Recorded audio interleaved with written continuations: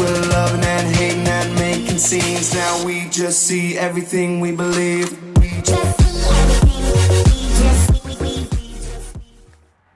Hello, what is going on, guys, and welcome to the official part 2 of the segment for returning players post Master Rule 4 or post Links. You know, we had a 3-parter for the staples because, again, you know, Master Rule 4, a new game mechanic, you know, it kind of took off right away. You know, so a lot of new cards that involves these monsters and things like that. These new cards, you know, it's no surprise that they would play a part in just today's game. So we're gonna go do part 2, and we're gonna go over just the ban list changes that has happened since Master Rule 4's inception. Now there is quite a few lists. There's about 6 or 7 of them. There's probably going to be 2 to 3 parts, depending on how quickly I can get through these lists.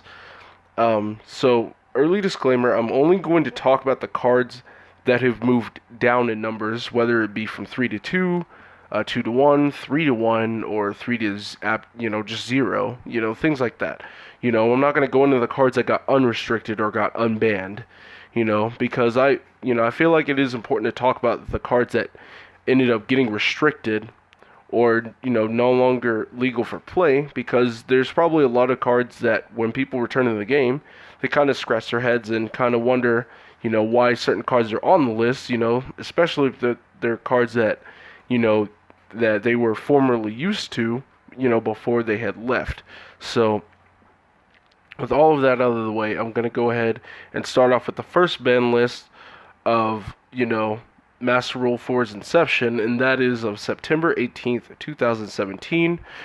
A lot of people were kind of tired of this particular format because this is the format to where if you weren't playing Zodiacs and if you weren't playing any form of True Dracos, then you probably weren't doing well in the game. Those are pretty much the only 2 decks that were actually viable. And I know the Pendulum structure deck kind of came out, but it came out too little too late for the new Master Rule. So as I was saying, Zodiacs and True Dracos were the only viable decks, and so we're going to talk about the big one. We're going to talk about the Zodiacs first, because we got a few cards on here that are on the list. So as you can see, Zodiac Dryden got banned, Zodiac Broadbull got banned, and Zodiac Rapier got limited. These 3 hits right here were, just to, just kind of just put the deck into the ground once and for all. A lot of people were tired of it. Again, it wasn't even just the fact that Zeus was everywhere, it's the fact that it was just splashable in nearly any deck. Any deck, that had about, I don't know, at least 2 to 3 extra deck slots can just splash a Zoo engine in it. Just throw in some barrages, a Dryden, a Broadbull, a Whiptail, maybe in the main deck, and a Chalkanine, for extension plays, and that was that. So yeah, even in Master Rule 4, these were, Zodiacs were still the best deck, and as you saw in the OCG, at the time, Dryden was banned, and Barrage, I think, was at 2 or at 1, but Broadbull was still in the game, and Zodiacs was still the best deck. So, they had to do something drastic and ban the Broadbull, so we just kind of followed suit with that. Not too much to say there. Next we have the True Dracos. Again, the next best deck, next in line, whether it be True Draco Demise, as it was called, or True Draco Zodiacs. As you can see, there's quite a bit of cards. For starters, Dynamite Knuckle or Dynamite Knight, the True Draco fighter, ended up getting banned. And Ignis Heat ended up getting limited. And so did True King's Return. Now, Dynamite Knight is still arguably, no doubt, the best True Draco monster, because getting your trap cards to disrupt the opponent on the opponent's turn is very, very key, especially when you had 3 True King's Return, to where you can just reborn a True Draco and then follow that up with a tribute and then a pop. It was a bit much. Ignis Heat getting limited, was also there to kind of curve consistency a little bit on, how often you are going to just continuously access your True Draco Heritage or your Disciples. It slowed down the deck enough, but because Masterpiece was still in the game, the deck was still very much there, and of course it was probably the second or the next best deck after this ban list have taken effect because Masterpiece was just that strong. Next, we got a few more cards that I want to talk about. These ones right here seem a bit random, but it is for a pretty legitimate reason. You're seeing, right now, you're seeing Grand Soil, Lithosagem, which is the Earth True King, Danglong, and Daigusto Emerald. And all four of these cards worked in tandem with a dinosaur-based strategy.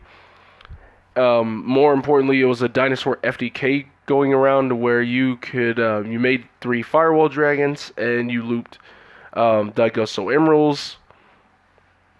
And you use Emeralds to summon out Gaia Saber, since Gaia Saber was a non-effect monster and it was just 3 free link materials by itself. And you just link that in the Danglong into another Firewall Dragon. And yeah, but essentially the entirety of the combo was to loop Grand Soil, Firewall, and a couple of other things, and just continue to loop Phantom Fortress into Blathnir. It's a rank 9 that, it was essentially like a Trish, except it had an additional optional effect where you can send the top card from your opponent's deck to the graveyard, and essentially that's exactly what happened, where you just keep looping those and send the whole deck to the graveyard. But it was a very, very long, convoluted combo. So, and Lithosagem was just, I don't know, Lithosagem was just pretty ridiculous by itself because, just being able to take a peek at your opponent's extra deck and ripping 3 cards from it before your opponent even had a turn was pretty strong.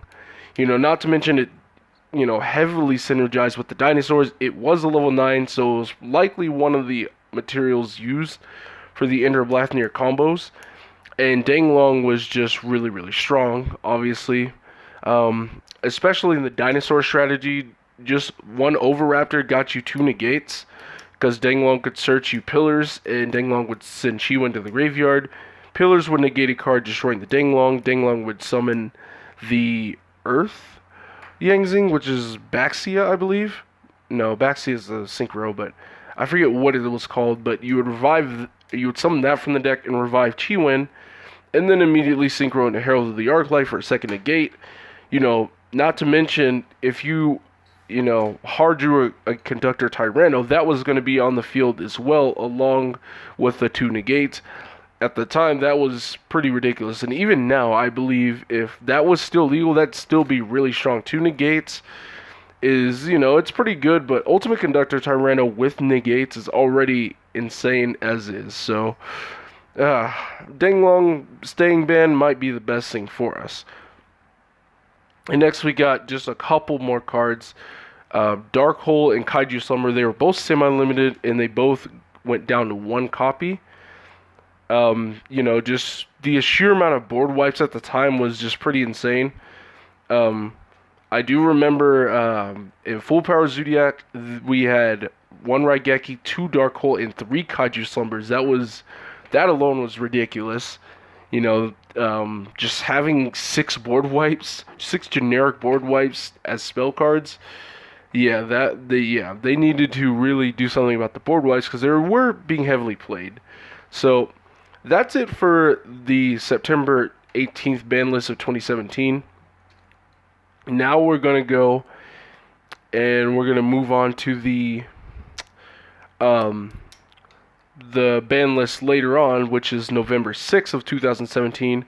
Now, this only addressed a few cards because it was essentially an adjusted list or an emergency ban list.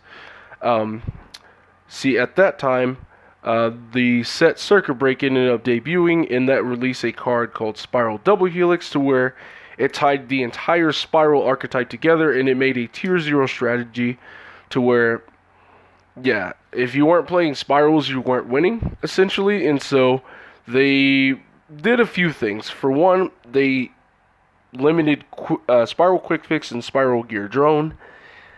These two cards in particular were machine duplication targets. If you resolved a machine dupe in that deck, you automatically won the duel, hands down. Spiral Quick Fix was absolutely insane. Its effect was not a hard once per turn.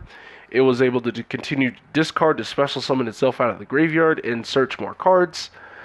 And as long as it didn't leave the field, it was going to keep going back to the graveyard. So the way around it, you would just continuously, make rank 1 XCs and then just link them off and continue to cycle the quick fixes and just build a very, very impressive board at the time, which is, Sleeper Last Resort is still incredibly strong even today. An unkillable sleeper that was a double Trident. Trident is banned, and looking at Sleeper that's a double Trident, yeah, you can, that with a 2800 body, you can see how that can get pretty ridiculous, especially since you can't target any Spiral cards because Spiral Resort was also at 3, and that wasn't hard once per turn. The only card in the deck I believe was hard once per turn was Spiral Master Plan, but, it's level 7, kind of checked it a little bit, but its effect was also insane. If you resolved it, you won. So those are those two. Next we have Gofu. Gofu just kind of promoted free link spamming for absolutely free. Putting 3 bodies on the board without committing the normal summon is obviously really strong. And so I think that was just, a check now before it became a problem later.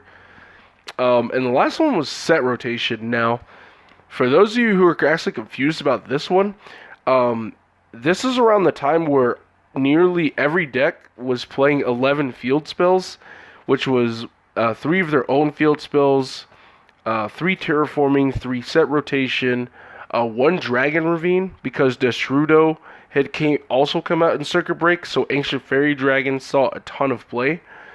And you would have either 1 copy of Oracle of Zephyra or Gateway to Chaos. And at the time, field spells were so dominant and so prevalent to where if you can stop your opponent from activating their field spell, you just might win the game because the field spells were just that strong. At the time, you had Spiral, you had Trickstar, you had ABC, you had True Dracos. Every single deck that wasn't Pendulum Magicians was playing field spells, and every field spell at the time was really, really strong. And it was really, really important to resolve those field spells. You had to make sure that your field spell resolved so you can actually play.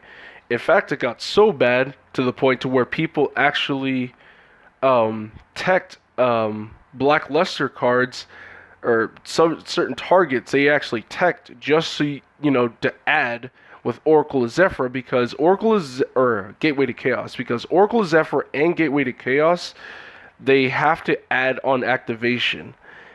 And since set rotation sets a card, if you do not have a valuable target in your deck to add on activation, you cannot flip that card over. And set rotation prevents any player from activating a new field spell unless both, if any of the other ones are set. So, with that being said, if your Gateway to Chaos or Oracle of Zephyr was set off of set rotation, and you did not have a Zephyr card in your deck, or if you did not have a sort of Black Luster-ish card in your deck, you cannot flip that over, therefore you cannot activate your own field spell, and, you weren't having a tough time. And the fact that set rotation was a quick play spell also meant if your opponent was going second, and they activated their field spell, they could be accidentally playing into a set rotation to where you can flip it over and just get rid of their field spell in response and just set,